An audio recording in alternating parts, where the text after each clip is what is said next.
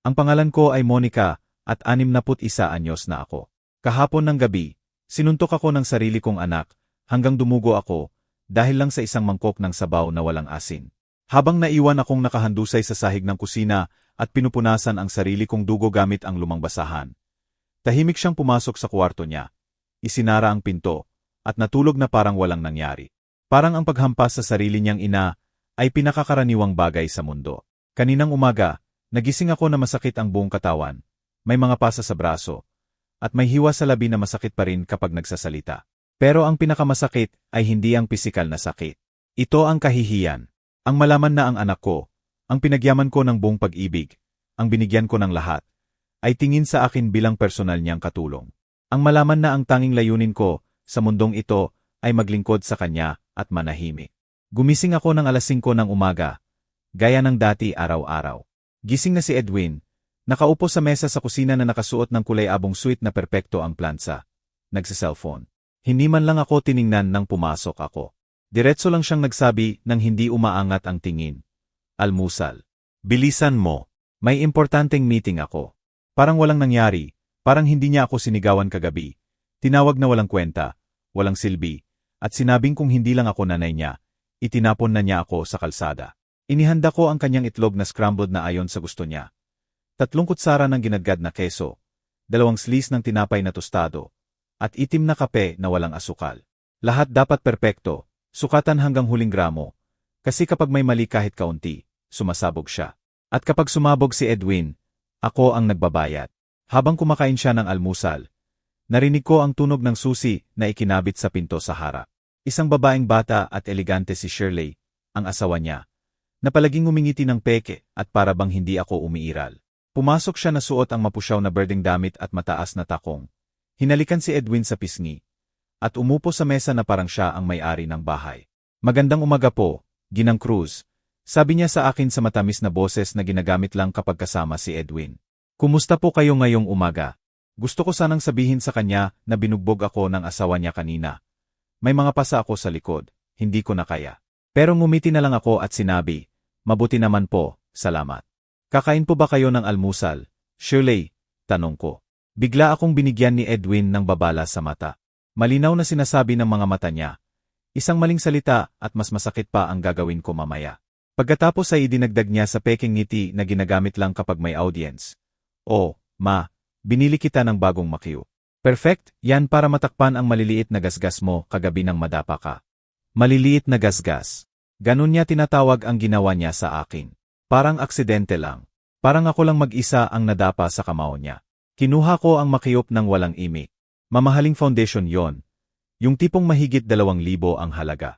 Siguro binili niya gamit ang pera ko sa pension, kasi siya ang nagmamay-ari ng buo kong bank account.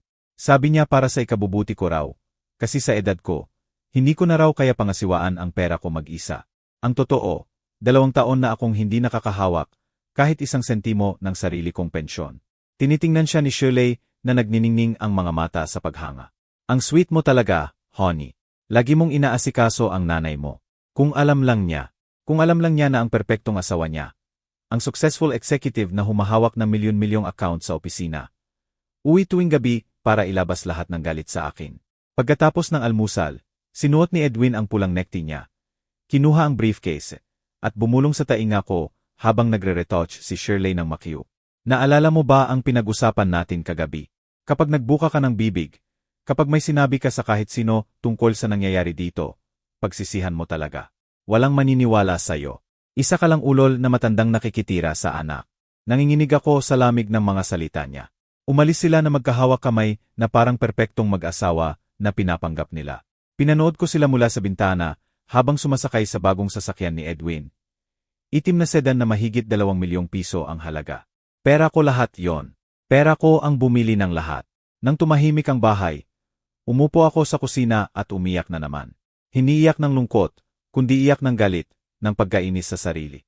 Alam kong kailangan ko ng gumawa ng paraan. Pero hindi ko alam kung ano. Alam kong hindi ko na kaya pang ganito mabuhay. Pero hindi ko rin alam kung paano makakaalis sa bangungot na to. Naupo ako sa tahimik na kusina ng ilang oras. Pinapanood ang sinag ng araw na dahan-dahang gumagalaw sa sahig na tiles. Dating santuaryo ko, tong bahay na to. Binili ko, 30 taon na ang nakalipas gamit ang ipon ko bilang executive secretary sa law firm ni na Ati Santos at kasosyo. 40 taon ng buhay ko ang ibinigay ko doon. Gumigising ng alas 5 ng umaga, laging on time, inaayos ang buhay ng iba. Hindi ko akalain na magtatapos akong bilanggo sa sarili kong tahanan. Nagsimula lahat 3 taon na ang nakalipas nang hiwalay si Edwin sa unang asawa. Isang gabi, dumating siya sa pintuan ko na may maleta sa kamay at itsura ng batang nawawala na laging nakakapagpabawas ng puso ko. Nay, pwede po muna akong tumira rito sandali, hanggang maayos ko ang pera ko. Sabi niya binangkarote raw siya sa diborsyo. Nawalaw ang bahay niya. Wala raw siyang matuluyan. Ako, gaya ng tangang ina na lagi kong role, binuksan ko ang pinto at ang puso ko. Siyempre naman, anak, bahay mo rin to. Ang tanga ko talaga. Hindi ko alam na inimbitahan ko pala ang demonyo sa loob ng bahay ko. Unang mga buwan, normal pa. Maagang gumigising si Edwin, pupunta sa trabaho, uwi sa gabi, maghapunan kaming dalawa. Tumutulong pa nga siya sa pamamalengke. Akala ko matutupad na rin ang pangarap kong magkaroon ng tunay na relasyon ng mag-ina. Pero dahan-dahan, nagbago ang lahat. Una, maliliit na komento pa lang. Nay, maalat tong ulam. Nay, bakit hindi mo nililinisan ng maayos ang banyo? Nay, gusot ang damit mo. Nakakahiya. Mga salitang masakit. Pero pinapalusot ko pa rin sa isip ko na stress lang siya sa diborsyo. Tapos nagsimula na siyang makialam sa pera ko. Nay, sa edad mo, delikado nang maghawak ng ganyang kalaking cash. Ako na ang bahala sa account mo. At ako, gaya ng tangang ina, binigay ko sa kanya ang access sa bank account ko. Para naman makatulong, sabi ko sa sarili ko. Anak ko yan. Hindi niya ako sasaktan. Mali pala talaga ako. Sa loob ng 6 na buwan, tuluyan ng inangkin ni Edwin ang pera ko. Ang buwan ng 60,000 na pensyon ko ay diretso na sa account niya. Binibigyan niya ako ng 1,000 piso bawat linggo para sa personal na gastos. Parang bata akong binibigyan ng baon. Kapag tinatanong ko kung nasaan ang iba, sasabihin niya, Nay, ini-invest ko ang ipon mo para lumaki. Magtiwala ka sa akin.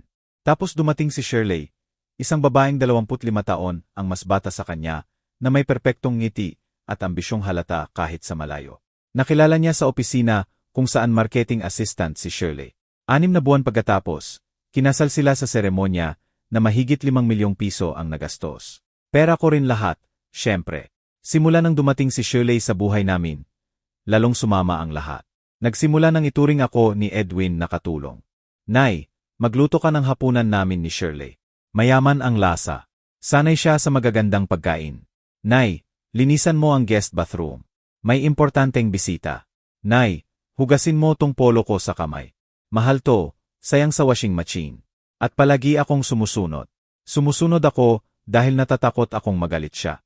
Natatakot akong tuparin niya ang banta niyang itaboy ako sa sarili kong bahay. Kasi kahit sa akin nakapangalan ang bahay, napapirma niya ako na isama rin ang pangalan niya sa titulo. Just in case daw. Sabi niya, Nay, kung may mangyari sa'yo. Nagsimula ang karahasan 1 taon na ang nakalipas. Una, aksidenteng pagtulak lang. Pagkatapos kurutin ako sa braso kapag hindi ko nagustuhan ang ginawa. Nabubuwisit ako sa'yo, Nay. Ang bagal mo. Tapos naging hampas na sa balikat. Sampal kapag hindi niya gusto ang lasa ng ulam. Suntok sa likod kapag mabagal akong maglinis. Pero kahapon ng gabi, iba na talaga. Kahapon ng gabi, tumawid siya sa linya na hindi ko akalain na tatawirin niya. Nagluto ako ng sopas na gulay para sa hapunan. Martes noon at palagi kaming magaan ang ulam tuwing Martes. Maingat kong inayos ang mesa. Inilagay ang tinapay na tostado at mainit na sopas. Perpekto lahat. Umuwi si Edwin na pagod sa opisina. Umupo sa mesa ng walang bati, sumandok, at biglang nagbago ang mukha niya. Ano tong putangina na to? Sigaw niya. Isinuka ang sopas pabalik sa mangkok. Walang asin. Parang tubig lang. Kaagad akong humingi ng tawad. Pasensya na, anak. Nakalimutan ko ang asin. Idadagdag ko na. Pero huli na. Tumayo si Edwin na parang mabangis na hayop. Kinuha ang mangkok ng sopas at ibinuhos sa mukha ko. Napaso ang pisngi ko sa mainit na sabaw. May mga piraso ng baso ang humiwa sa labi ko. Walang kwenta ka talaga, sigaw niya. Hinawakan ang braso ko ng mahigpit na alam kong magkakapasa. 40 taon kang sekretary. Hindi mo pa rin malaman magluto ng disenteng sopas. Pathetic ka. Itinulak niya ako sa pader ng kusina. Tumama ang ulo ko sa tiles at nakakita ako ng mga bituin.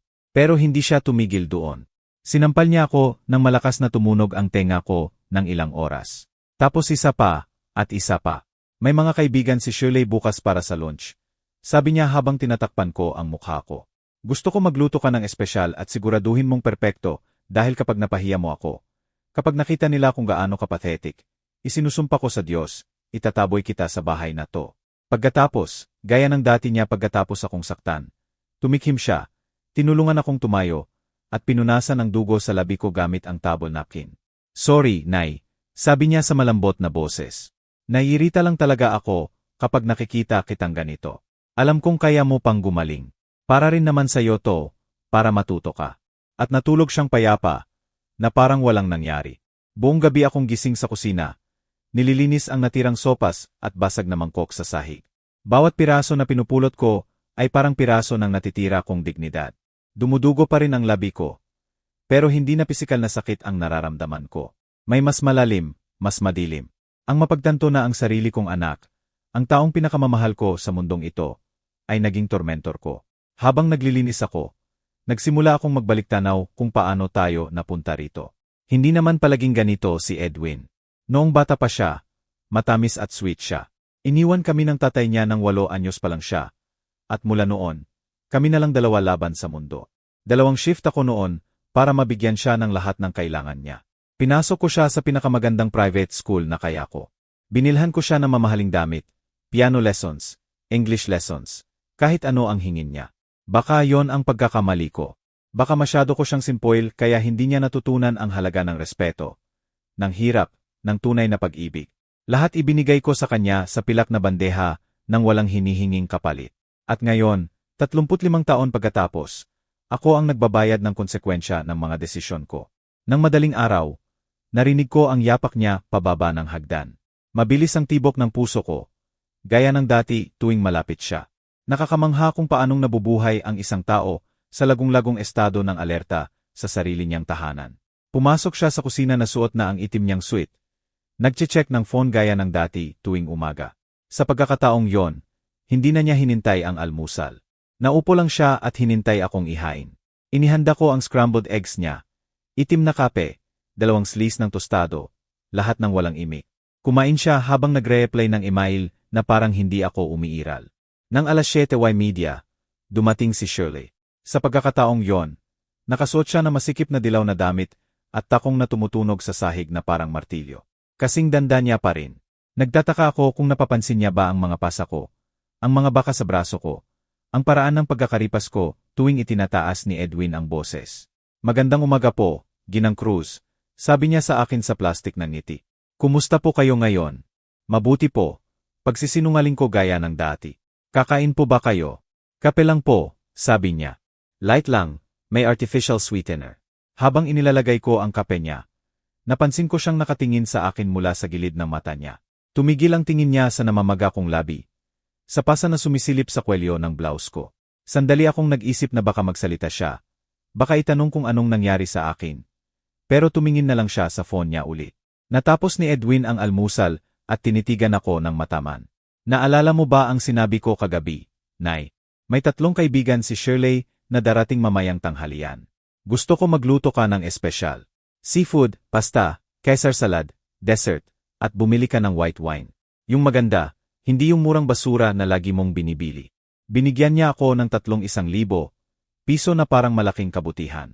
3,000 piso para sa tanghalian ng 5 tao sa ginagastos niya sa isang shirt lang. At isa pa, idinagdag niya. Lumapit at bumulong habang hindi nakatingin si Shirley. Lagyan mo ng makyup na binili ko sa'yo.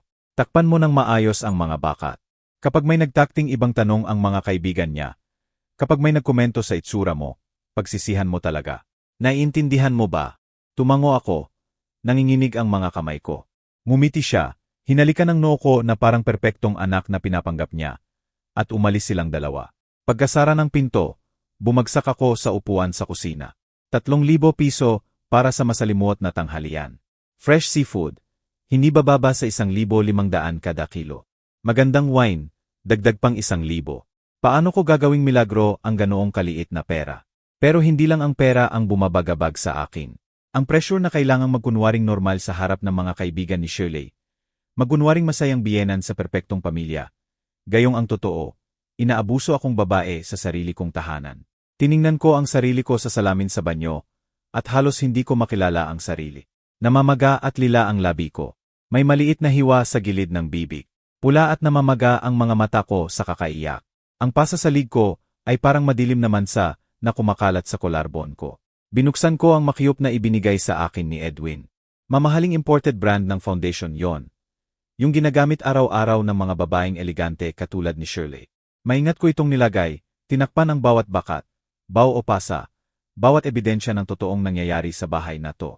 Habang nagmemakiyop ako, hindi ko maiwasang isipin ang lahat ng beses na ginawa ko na to dati. Ilang umaga akong gumising para itago ang mga pasa. Para mag-imbento ng kwento tungkol sa paggadapa at aksidente. Nadapa ako sa mesa, nawala sa kamay ko ang pinto ng kabinet. Nahulog ako sa hagdan. Isang kasinungalingan pagkatapos ng isa para protektahan ang reputasyon ng anak ko. Lumabas ako para mamalengke na may listahan sa kamay at perpektong makiyop sa mukha. Sa supermarket, sinikap kong i-stretch ang 3,000 piso hanggang maaari. Bumili ako ng frozen shrimp sa halagang presyong sariwa. Pinakamurang wine na hindi naman pangit. Pasta na may discount. Bawat sentimo mahalaga. Habang nakapila ako para magbayad, may lumapit sa aking matandang babae.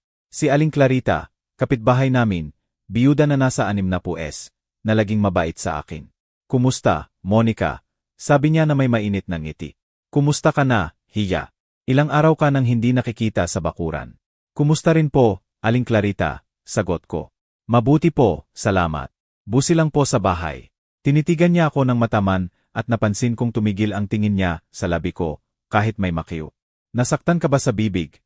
Tanong niya na may tunay na pag-aalala. Bumilis ang tibok ng puso ko. Hindi po, pagsisinungaling ko. Nadapa lang po ako sa pinto ng kabinet kagabi. Alam niyo naman po kung gaano ako patpating. Kumunot ang noo ni Aling Clarita, pero hindi na siya nagtanong pa. Kung may kailangan ka man, alam mo kung saan ako nakatira. Lagi akong nasa bahay tuwing hapon. Tumama ng diretso sa puso ko ang mga salita niya. Matagal-tagal na rin nang may mag-alok sa akin ng tunay na tulong. Nang may magmalasakit sa akin ng totoo. Sandali akong gustong sabihin lahat. Humingi ng tulong. Aminin ang bangungot na kinabubuhay ko. Pero narinig ko sa isip ko ang boses ni Edwin. Kapag nagbuka ka ng bibig, kapag may sinabi ka sa kahit sino, pagsisihan mo talaga. Walang maniniwala sa'yo. Isa ka lang ulol na matandang nakikitira sa anak. Salamat po, Aling Clarita. Simpleng sabi ko. Mabait po kayo. Bumalik ako sa bahay at nagluto na parang baliw. Dapat handa na lahat ng dumating si Shirley at mga kaibigan niya ng tanghali. Nilinis ko ang buong bahay. Inayos ang mesa gamit ang magagandang plato na pamana ng nanay ko. At naglagay ng bulaklak sa gitna. Dapat perpekto lahat. Habang nagluluto, hindi ko maiwasang isipin ang sinabi ni Aling Clarita. Kung may kailangan ka man, alam mo kung saan ako nakatira. May hinala ba siya? Narinig ba niya ang mga sigawan galing sa bahay ko tuwing gabi? Nang 11:00 media, tumunog ang telepono ko. Hindi ko kilala ang numero. Ginang Cruz po. Tanong ng lalaki. Opo. Ito po ang accountant ng kumpanya ng anak ninyo, si Edwin. Kailangan po naming makausap kayo ng urgent tungkol sa ilang discrepancies sa accounts. Pwede po ba kayong pumunta sa opisina ngayong hapon? Natigilan ang puso ko. Discrepancies. Hindi ko po maintindihan. Mas gusto ko po sanang hindi pag-usapan ito sa telepono. Ginang Cruz. Pwede po ba kayo sa 3:00 ngayong hapon? Napakahalaga po. Binaba ko ang telepono. Nanginginig ang mga kamay. Ano na namang ginawa ni Edwin sa trabaho? Bakit ako ang tinawagan? May masamang pakiramdam ako. Pero wala akong panahon mag-isip dahil darating na si Shirley at mga kaibigan niya. Tumunog ang doorbell ng eksaktong 12 oras. Huminga ako ng malalim. Nag-retouch ng makiyop ng huling beses, at binuksan ang pinto.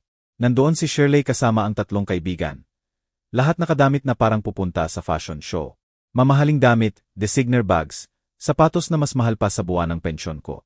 Kumusta po, Ginang Cruz? Sabi ni Shirley sa matamis na boses na inilalaan lang sa mga espesyal na okasyon. Ipapakilala ko po ang mga kaibigan ko. Ito po si Beatrice, taga-Heart. Ito po si Brenda from Marketing. At ito po si Evelyn from Legal. Natigilan ako nang marinig ang pangalan ni Evelyn. Hindi pwede coincidence, too. Tiningnan ko siya ng mabuti at tama nga. Evelyn Santos, ang nakakabatang kapatid ko, na hindi ko nakita ng mahigit 2 taon. Tiningnan ako ni Evelyn na may parehong gulat. Pero nagkunwari kaming dalawa. Mas matalino at mas tuso siya kaysa sa akin. Kaagad niyang naintindihan na may kakaiba. Lalo na nang makita ang makiup ko at nerbiyos ko. Nakakatuwa po kayong makilala, Ginang Cruz. Formal niyang sabi na parang hindi niya ako kilala. Marami raw po ang sinabi sa amin ng daughter-in-law niyo tungkol sa inyo. Inimbitahan ko sila sa dining room kung saan inilatag ko ang pinakamagandang tablecloth ko, ang mga plato na pamana ng nanay ko, at ang crystal glasses na ginagamit ko lang sa espesyal na okasyon. Mukhang elegante lahat, gaya ng hinihingi ni Edwin. Naghain ako ng tanghalian. Pinipilit na hindi manginig ang mga kamay ko. Maganda ang naging shrimp, pasta, kahit kulang ang budget. Mukhang sariwa ang Caesar salad. Mainit ang tinapay. Nakayanan ko pang gumawa ng simpleng tiramisu para sa dessert. Kumain sila at nagkwentuhan tungkol sa trabaho, buhay nila, at plano sa weekend. Pabalik-balik ako mula kusina, nagdadagdag ng wine, nag-aalis ng plato na parang perpektong hostess na dapat akong maging. Pero hindi inaalis ni Evelyn ang tingin sa akin. Kilala ko ang titig na yon. Pareho noong bata pa kami, at alam niyang may tinatago ako. Sa buong tanghalian, palihim niya akong pinagmamasdan, pinag-aralan ang bawat galaw ko. Masarap ang pagkain, komento ni Beatrice. Kayo po ba talaga ang nagluto ng lahat ng ito, Ginang Cruz? Opo, sagot ko na may peking ngiti. Mahilig po akong magluto. Lalo na po kapag para sa magagandang tao katulad ninyo. Swerte ni Edwin sa ganyang dedicated na biyenan. Dagdag ni Brenda. Bihirang-bihira na ngayon ang mga babaeng devoted sa bahay. Ngumiti si Shirley ng mayabang. Totoo po, lagi pong inaasikaso ni Ginang Cruz ang lahat. Parang may katulong kami. Pero mas maganda pa, dahil ginagawa niya ng may pagmamahal. Parang mga punyal sa akin ang mga salita niya. Pero ngumiti pa rin ako. Katulong. Ganun ang tingin niya sa akin. Hindi ina, hindi tao na may karapatan at dignidad, kundi libreng alila. Huminga ng malalim si Evelyn. At ano po ang trabaho ninyo noon, Ginang Cruz? Lagi na lang po ba kayong homemaker? Medyo natigilan ako. Pero naramdaman ko ang kaunting pride sa unang pagkakataon matapos ang mahabang panahon. 40 taon po akong executive secretary sa law firm ni na Ati Santos at Kasosyo. Retirado po ako 3 taon na ang nakaraan. Nagliwanag ang mga mata ni Evelyn. Isa sa pinakaprestihiyosong firm sa lungsod ang Santos at Kasosyo, kung saan siya nag-intern noong nag-aaral pa siya ng abogasya. Nakakatuwa po, sabi niya. Kilala ko po ang firm na yon. Maganda po ang reputasyon nila. Siguro po nakilala ninyo ang maraming importanteng tao sa loob ng mahabang panahon. Marami po. Sagot ko na may mas tunay ng ngiti. Mga hukom, prosecutor, importanteng abogado. Nakatulong pa nga po ako sa ilang malalaking kaso. Lagi pong sinasabi ni Ati Santos na hindi niya kaya kung wala ako. Hindi comfortable si Shirley sa takbo ng usapan. Ayaw niyang ako ang center of attention o pag-usapan ang professional accomplishments ko. Mabilis niyang binago ang topic.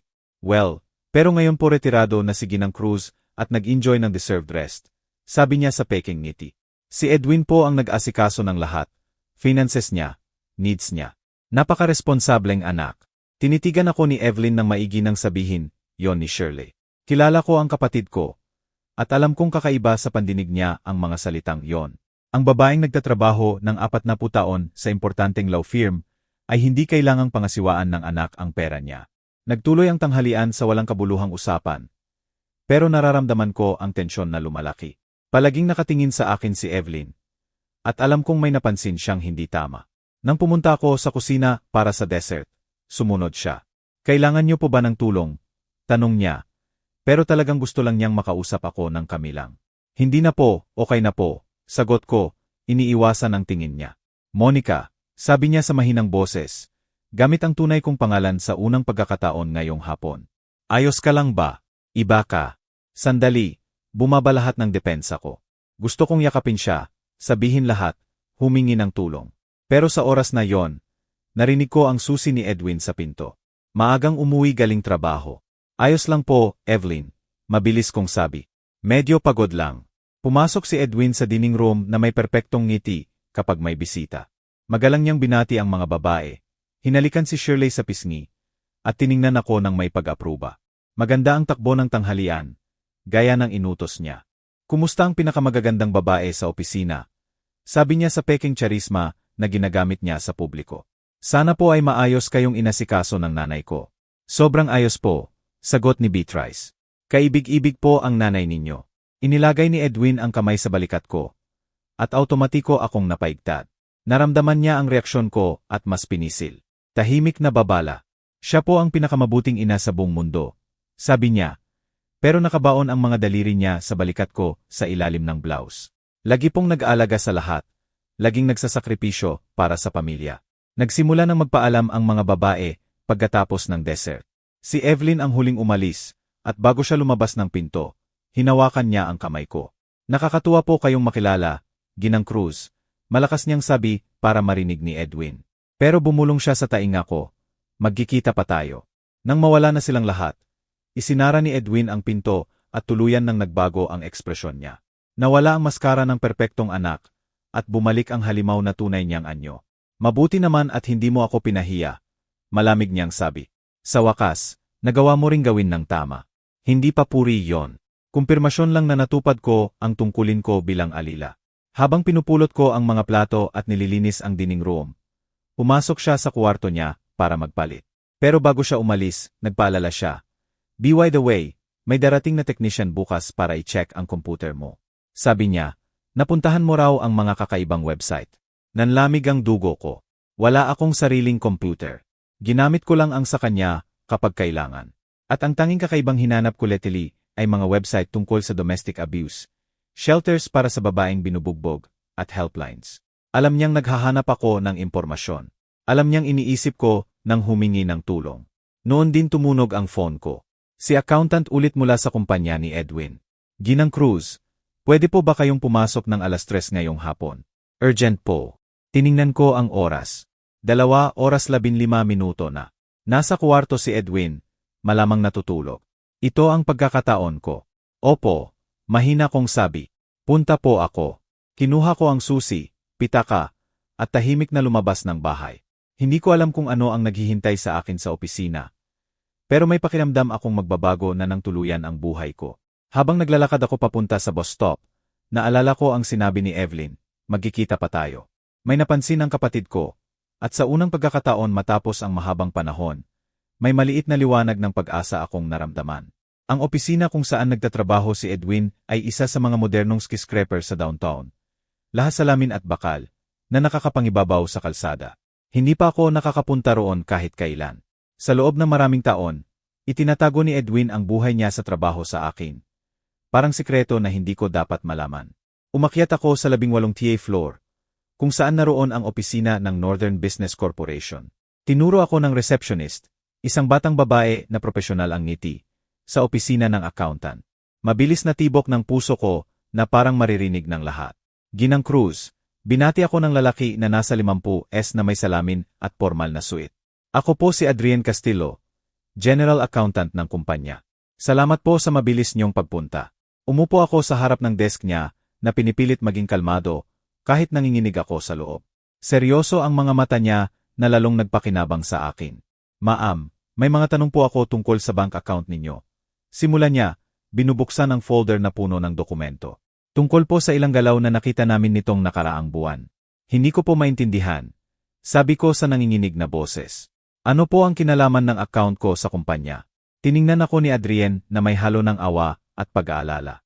Ginang Cruz, natuklasan po namin na ginagamit ng anak ninyong si Edwin ang pera ng kumpanya para mag-transfer sa personal ninyong bank account. Transfer na agad kinukuha mula sa account ninyo. Para akong sinuntok sa tiyan. Hindi po pwede yon. Exemplary employee po si Edwin. Hindi po siya gagawa ng ganoon. Natatakot po kaming ginawa niya nga. Sabi ni Adrian, ipinakita ang ilang dokumento. Sa nakalipas na 6 na buwan, mahigit 2.5 milyong piso ang nailihis niya mula sa kumpanya. Una munang napupunta sa personal niyang account, pero agad-agad ay naililipat sa account na pinagsamahan ninyo. Bumagsak ang mundo ko. 2.5 milyon. Hindi lang pala pisikal na inaabuso ako ng anak ko. Ginagamit niya akong walang kamalay-malay na kasabwat sa pagnanakaw niya. Wala po akong alam, sabi ko ng desperado. Siya po ang nagmamay-ari ng buo kong account. Wala po akong pinapayuhang transfer. Alam po namin, mahinahon sabi ni Adrian. Kaya po kayo ang tinawagan namin bago gumawa ng legal na aksyon. Kailangan po namin kayong mag-file ng formal na reklamo para sa maling paggamit ng bank account ninyo. Ito lang po ang paraan para malinis ang pangalan ninyo. Nagsuka ang pakiramdam ko. Hindi lang pala biktima ako ng pang-abuso sa tahanan. Biktima rin ako ng financial fraud.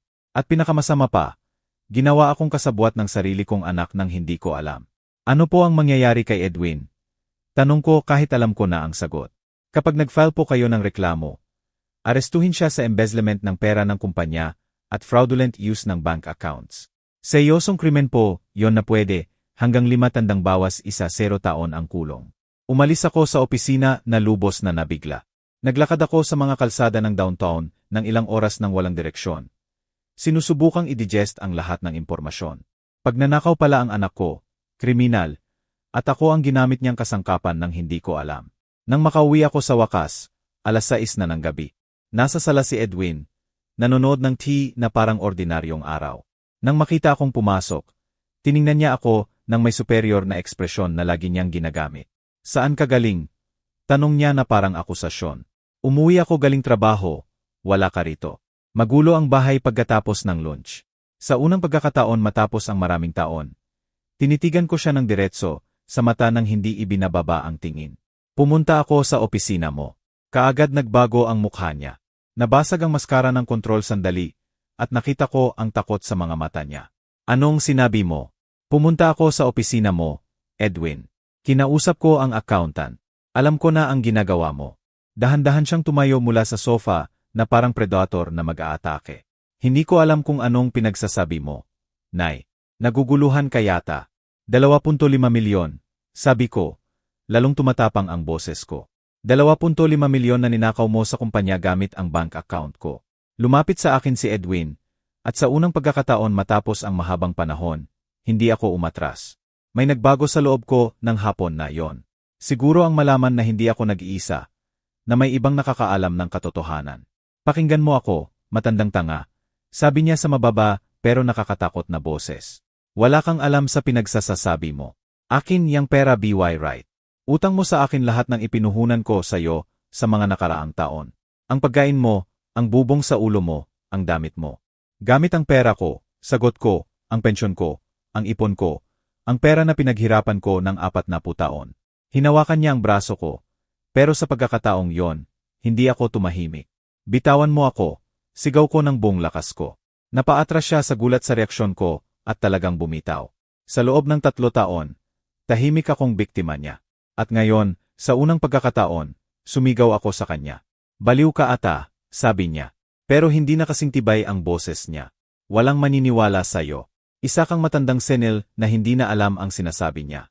Naniniwala sa akin ang accountant. Sabi ko sa kanya. May dokumento.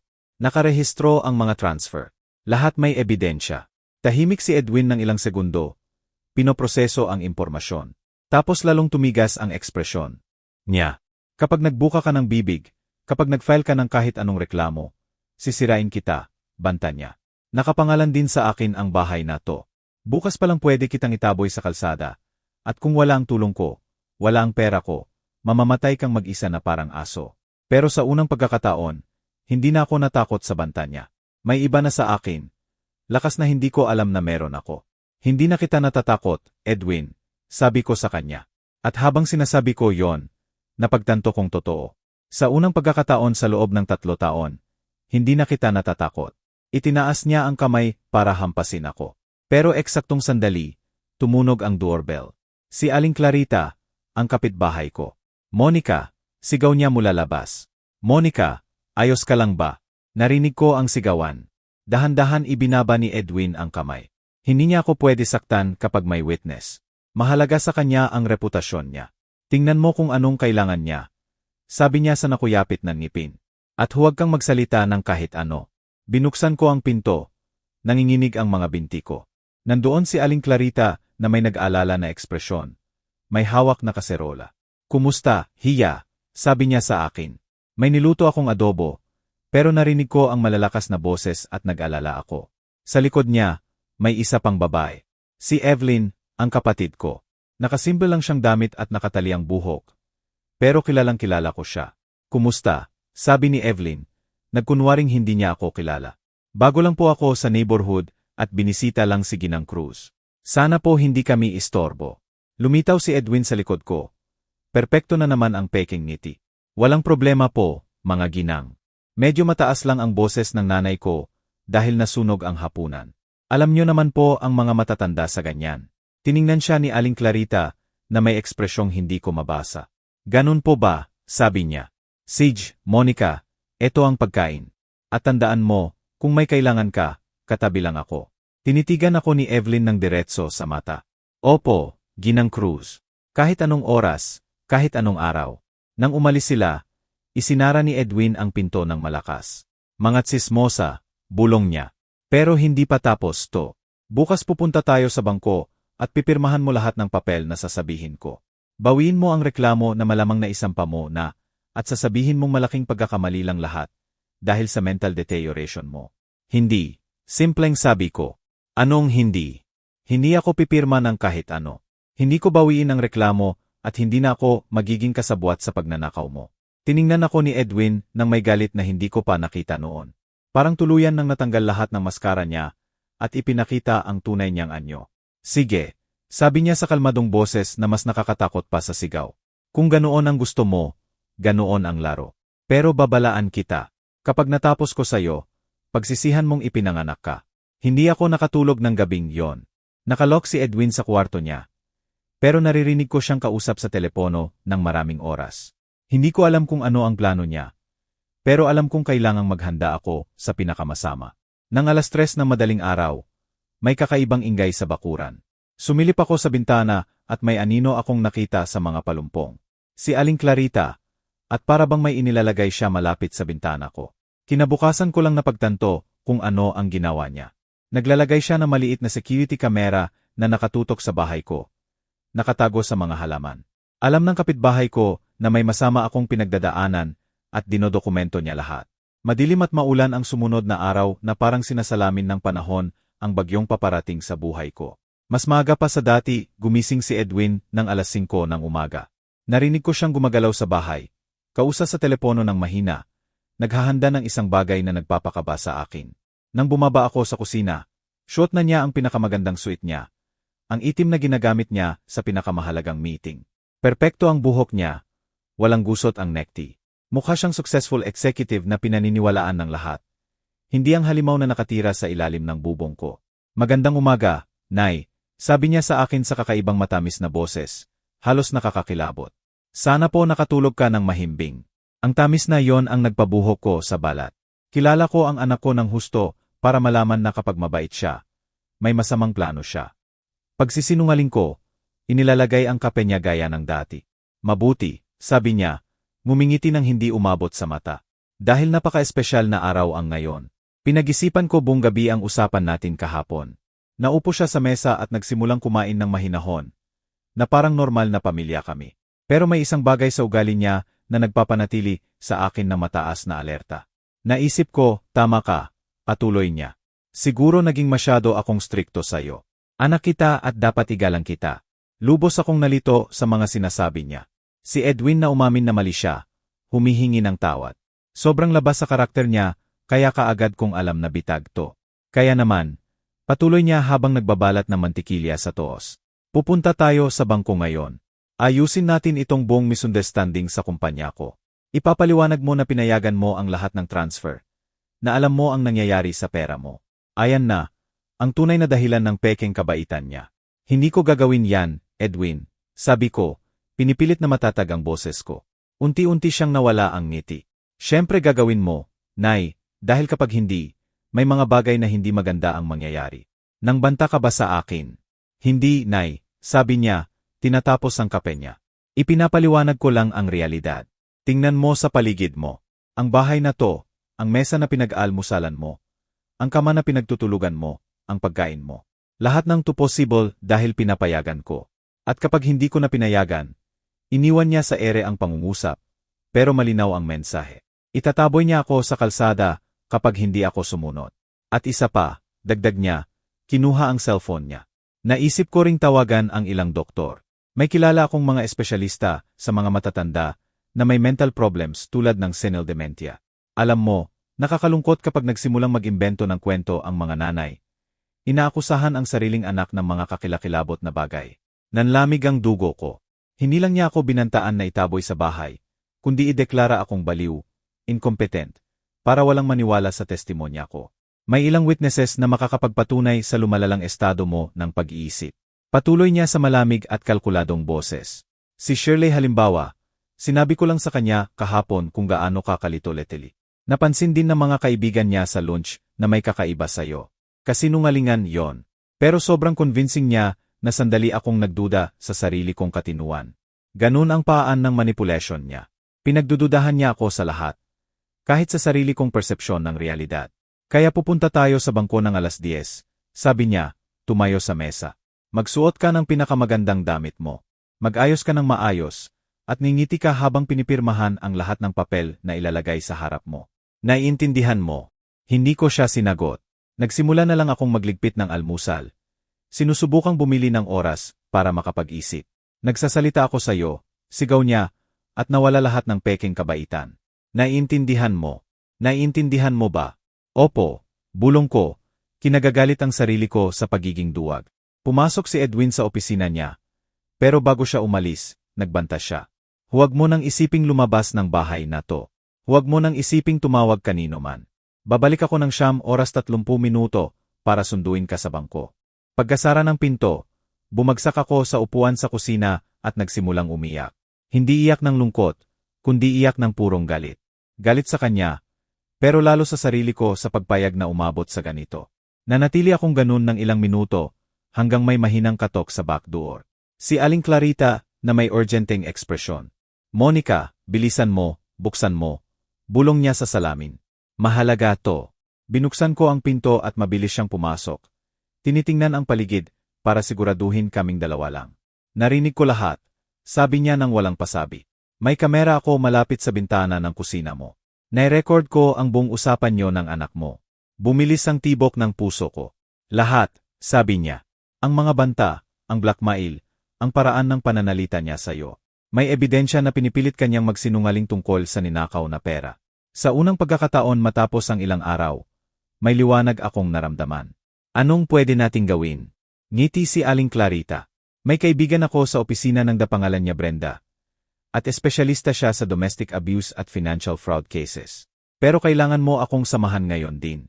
Hindi ko kaya, sabi ko, muling dinadalaw ng takot. Sinabi ni Edwin na huwag akong lalabas ng bahay.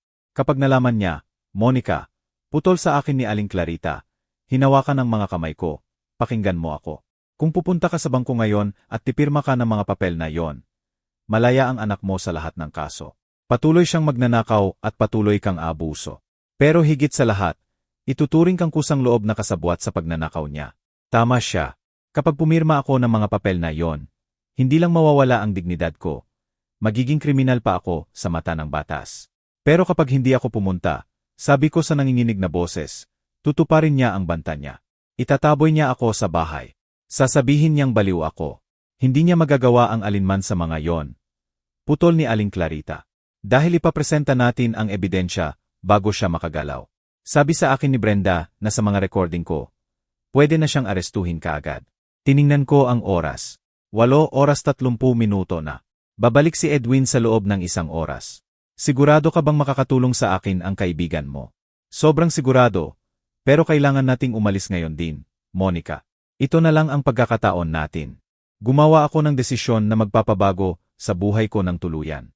Pumasok ako sa kwarto ko, kinuha ang pitaka ko na may pinakamahalagang dokumento, at lumabas ng bahay na kasama si Aling Clarita.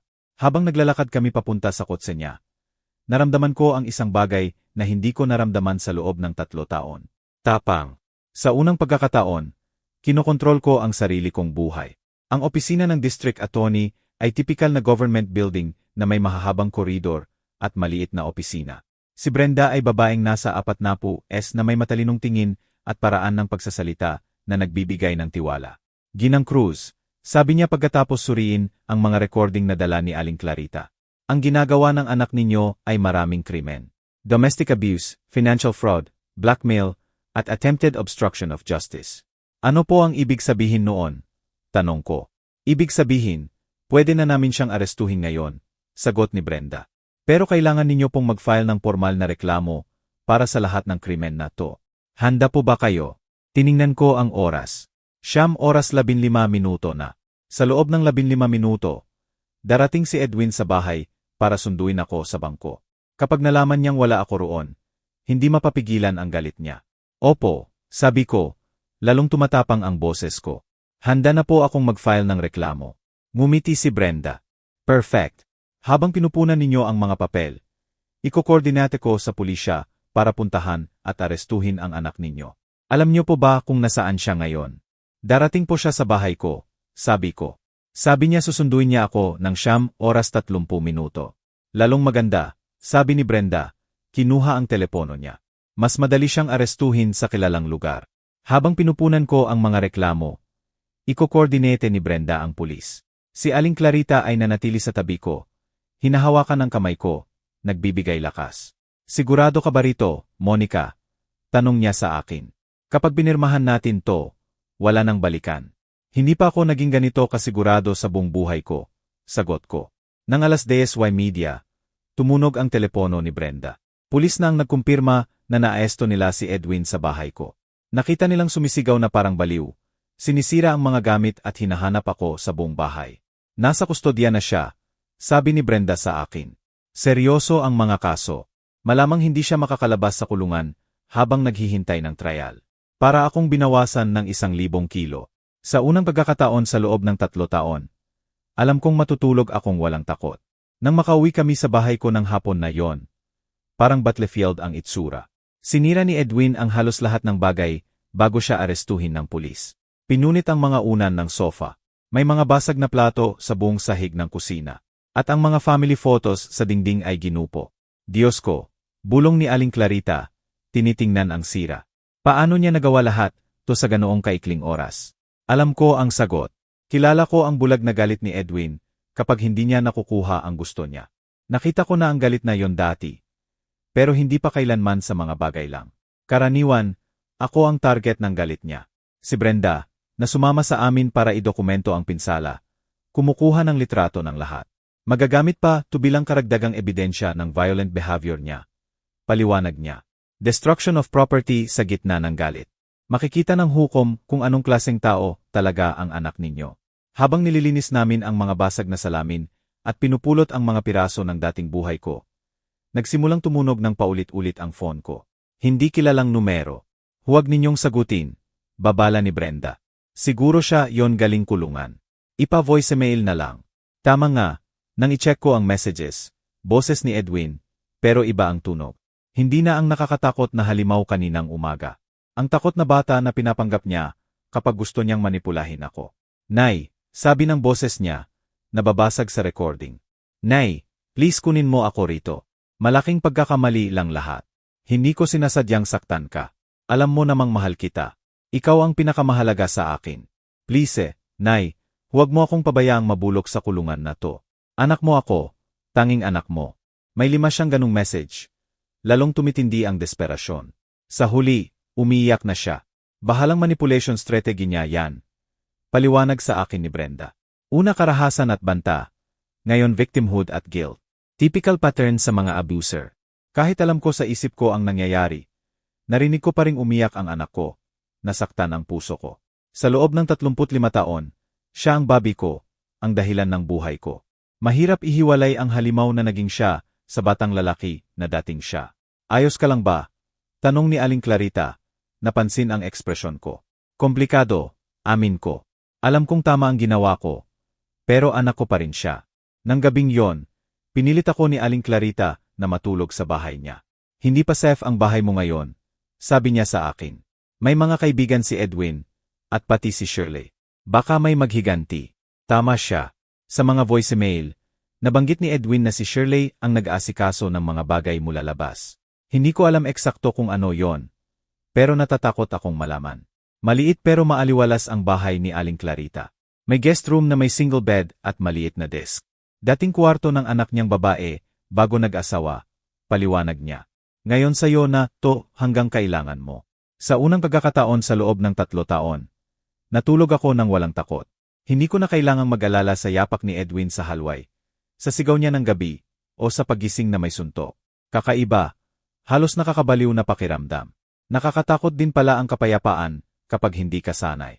Kinabukasan, maagang tumawag si Brenda na may balita. Bail hearing ni Edwin ngayon ng 2:00 ng hapon. Imporma niya sa akin. Dididibin ng hukom kung pwede siyang palayain habang naghihintay ng trial. Malaki po ba ang tsansa na palayain siya? Tanong ko, bumabalik ang takot. Sa ebidensya natin, maliit na maliit, pero kailangan ninyo pong dumating at mag-testify sa hearing. Magiging crucial ang testimonya ninyo para maunawaan ng hukom ang panganib na dulot niya. Maliit na courtroom ang hearing. Nakaupo si Edwin sa defense table na nakasuot ng orange jumpsuit. Nang makita akong pumasok, tuluyan nang nagbago ang ekspresyon niya. Wala na ang nagsisisi na bata sa voicemail. Puro galit na nakapigil lang. Nakaupo si Shirley sa public benches. Elegante pa rin pero mukhang pagod na pagod. Parang ilang araw na hindi natutulog. Nang magtagpo ang mga mata namin, may nakita akong bagay sa mata niya na nagulat sa akin. Kahihiyan. Ang hukom ay matandang lalaki na nasa 60s. Seryoso pero mukhang patas. Binasa niya muna ang lahat ng dokumento bago nagsimula. Ginang Cruz, sabi niya sa akin ng turn ko nang mag-testify. Sabihin ninyo sa sarili niyong salita kung ano ang pinagdadaanan ninyo sa tahanan ninyo nitong nakaraang ilang taon. Huminga ako ng malalim at nagsimulang magsalita. Sinabi ko ang mga bugbog, ang kontrol sa pera ko, ang mga banta, ang patuloy na kahihiyan. Paminsan-minsan nababasag ang boses ko. Pero nagpatuloy ako.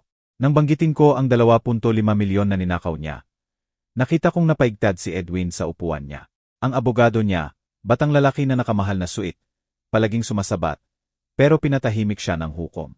At ano ang sinabi sa inyo ng anak ninyo kahapon ng umaga tungkol sa testimonya ninyo? Tanong ng hukom. Nang banta siyang ideklara akong mentally incompetent, kapag hindi ako magsinungaling para sa kanya. Sinabi niyang itataboy niya ako sa kalsada at wala akong matitira. Binasa ng hukom ang mga recording na gawa ni Aling Clarita. Pinakinggan niya ng buo gamit ang headphones, habang tahimik na naghihintay ang buong courtroom. Ginoong Edwin Cruz, sabi ng hukom pagkatapos, ang ebidensyang iprinisinta ay nagpapakita ng malinaw na pattern ng domestic abuse, financial fraud, at witness intimidation. Isinasaalang-alang ang kalubhaan ng mga kaso at ang panganib na dulot ninyo sa biktima. Tinatanggihan ang inyong request for bail. Mananatili kayo sa kustodiya hanggang sa petsa ng trial ninyo. Sumabog si Edwin. Hindi makatarungan to, sigaw niya, tumayo. Niluluto lang na matandang baliw na yon ang lahat. Ako po'y respetadong mamamayan. May karapatan ako. Kailangang pigilan siya ng mga gwardiya habang patuloy siyang sumisigaw. Pagsisihan mo to, Nay. Kapag nakalabas ako rito, ipapabayad ko sa iyo ang bawat araw na ginugol ko sa kulungan na to. Ang mga banta niya ay umalingaw-ngaw sa buong courtroom. Pinatunayan lang ang sinabi ko tungkol sa violent character niya. Pagkatapos ng hearing, lumapit sa akin si Shirley sa courthouse. Ginang Cruz, sabi niya sa nanginginig na boses. Kailangan ko po kayong makausap. Napaatras sina Brenda at Aling Clarita. Pero sinenyasan ko silang ayos lang ako. Anong kailangan mo, Shirley? Tanong ko sa kanya. Gusto ko po sanang humingi ng tawad, sabi niya. At sa unang pagkakataon mula nang makilala ko siya, tunay ang tunog ng boses niya. Alam kong may hindi tama sa bahay na yon. Narinig ko ang mga sigawan. Nakita ko ang mga pasa mo. Napansin ko kung paano ka natatakot tuwing itinataas niya ang boses. Kung gayon, bakit hindi ka nagsalita kahit kailan? Tanong ko. Dahil natatakot din ako, amin niya. Nang banta rin sa akin si Edwin. Sinabi niya na kapag ipinagkanulo ko siya, sisirain niya ang career ko, ang reputasyon ko, at duwag ako. Pinabayaan kitang magdusa mag-isa dahil natatakot akong mawala ang komportableng buhay ko. Napuno ng luha ang mga mata niya. Nang arestuhin siya kahapon, natagpuan ko ang mga dokumento sa home office niya. Hindi lang pala sa kumpanya niya siya nagnakaw. Nagnakaw din siya sa personal kong account. 2 taon na kaming kasal, at hindi ko man lang napansin na fraudster siya. Ano ang gagawin mo ngayon? Tanong ko sa kanya. Magfa-file ako ng divorce kaagad. Sabi niya ng may determinasyon. At magte-testify ako laban sa kanya sa trial. Kakausap ko na ang lawyer. Gusto kong makipagtulungan sa DA's office para bayaran niya ang lahat ng ginawa niya sa atin. Nang umalis kami sa courthouse, naramdaman ko ang isang bagay na matagal ko nang hindi naramdaman. Tunay na pag-asa. Hindi lang ako nakalaya mula sa anak ko. Ngayon may mga kakampi na ako sa laban ko para sa hustisya. Nang hapon na yon, habang naglalakad kami pabalik sa bahay ni Aling Clarita, may isa pang magandang balita si Brenda. Gusto ng kumpanyang pinagtatrabahuan ni Edwin na makipag-ayos. Willing silang huwag ng maghabla ng karagdagang kaso sa inyo kung makikipagtulungan kayo sa pagbabalik ng ninakaw na pera. At bilang pagkilala na biktima kayo ng pandaraya, bibigyan kayo nila ng 1,000,000 piso bilang kabayaran. 1,000,000. Mas malaki pa yon kaysa sa hawak ko nitong nakaraang 3 taon. Paano naman po ang bahay ko? Tanong ko. Sabi ni Edwin na kapangalan din daw sa kanya. Tiningnan na po namin ang mga dokumento. Sabi ni Brenda na ngumingiti. Nagsinungaling ang anak ninyo. Sa inyo pa rin po nakapangalan ang titulo. May mga peke siyang papel, pero legal na buo pa rin sa inyo ang bahay. Sa unang pagkakataon matapos ang mahabang panahon, nagsimula akong makakita ng posibleng kinabukasan. Kinabukasang walang takot, kung saan ako ang magdedesisyon, kung saan ako ang tunay na may-ari ng sarili kong buhay. Pero alam ko rin na hindi susuko ng ganoon kadali si Edwin. Malinaw ang mga banta niya sa hearing. Nagsisimula pa lang ang laban na to. 3 linggo pagkatapos arestuhin si Edwin, lubos nang nagbago ang buhay ko, pero hindi sa paraang inaasahan ko. Kahit ligtas na ako pisikal sa bahay ni Aling Clarita, sa isip ko, bilanggo pa rin ako niya. Nagkaroon ako ng patuloy na paranoia na nagpapagising sa akin tuwing gabi. Bawat ingay, napapatalon ako. Bawat sasakyang humihinto sa harap ng bahay, tumatakbo ako sa bintana. Bawat hindi kilalang tawag, nagpapanik attack ako. Ipinaliwanag sa akin ni Brenda na normal yon, na matapos ang mga taon ng pang-abuso, hindi nawawala agad ang takot. Post-traumatic stress disorder daw. Sabi niya, sanay na ang isip at katawan mo na lagi kang nasa state of alert. Matatagalan bago gumaling. Pero higit pa sa simpleng trauma, nakakapagpadala pa rin pala ng mensahe si Edwin mula sa kulungan. Mga mensahe na nagpapalamig sa dugo ko. Ang una ay dumating sa pamamagitan ng ibang abogado, hindi ang opisyal niyang kinatawan. Sulat kamay na liham sa pamilyar na sulat kamay ko. Mahal kong nanay, sabi niya, sana nasisiyahan ka sa maliit mong tagumpay. Sana feeling mo sobrang tapang mo sa pagtataksil sa akin. Pero gusto ko lang malaman mo. Hindi pa tapos to. May mga bagay akong alam tungkol sa iyo na walang ibang nakakaalam. Mga sikreto na itinago mo sa loob ng 40 taon sa law firm na yon. Mga bagay na pwede ring sirain hindi lang ang reputasyon mo, kundi pati ang kalayaan mo. Natigilan ang puso ko nang mabasa ko ang mga linyang yon. Anong sikreto? Sa 40 taon kong pagtatrabaho bilang sekretary sa Santos at Kasosyo, maraming confidential information ang napunta sa kamay ko. Siyempre, pero hindi ako gumawa ng kahit anong illegal. Naalala mo ba ang kaso ng Garcia laban sa Estado? Nay, yung 15 taon na ang nakalipas. Natagpuan ko ang mga dokumento na itinago mo. Yung mga binago mo para matulungan si Ati. Santos manalo sa multimilyong kaso. Mga dokumento na kapag lumabas, pwede kang makulong sa obstruction of justice. Nanginginig ang kamay ko. Ang emotional blackmail, financial control, pagbabanta ng exposure, lahat yan ay anyo ng pang-abuso. Huwag ninyong hayaang takutin kayo ng kahihiyan sa publiko na manatili kayong bilanggo. Mas mahalaga ang kalayaan kaysa reputasyon. Pagkatapos ng press conference, ipinaalam sa akin ni Brenda na nagdesisyon ang DA's office na huwag na maghabla sa akin sa mga pagkakamali ko noon. Ang kusang loob mong confession, kasama ang katotohanang biktima ka ng blackmail, ay ginagawa kang mas kapakipakinabang bilang witness kaysa defendant. Paliwanag niya. Nang gabing yon, sa unang pagkakataon matapos ang mga buwan, natulog ulit ako sa sarili kong bahay.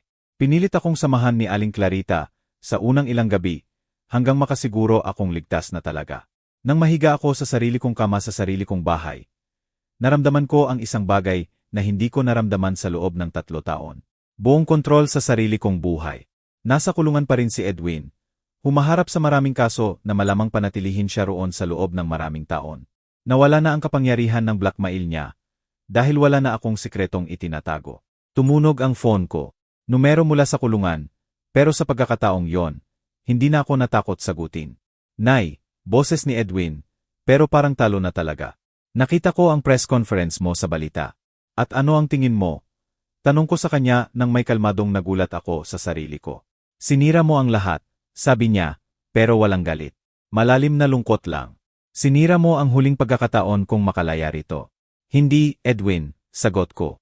Ikaw ang sumira sa pagkakataong, yon nang ginawa mong biktima ang sarili mong ina. Mahabang katahimikan sa kabilang linya. Mapapatawad mo pa ba ako kahit kailan? Sa wakas tanong niya. Balang araw, tapat kong sabi.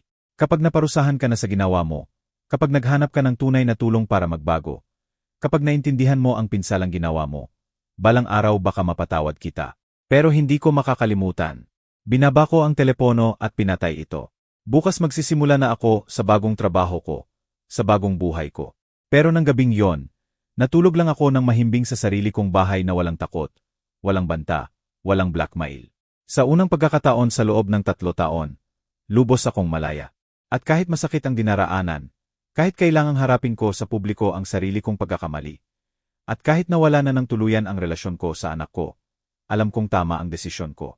Natutunan ni Edwin na ang mga biktima ay pwede ring lumakas, na ang mga sikreto ay nawawalan ng kapangyarihan kapag nailantad sa liwanag, at na ang hustisya, kahit mabagal, darating pa rin. At natutunan ko na hindi kailanman huli ang lahat para bawiin ang sariling buhay. Gaano man katagal kang nanirahan sa dilim. Ito ang kwento ng paglaya ko.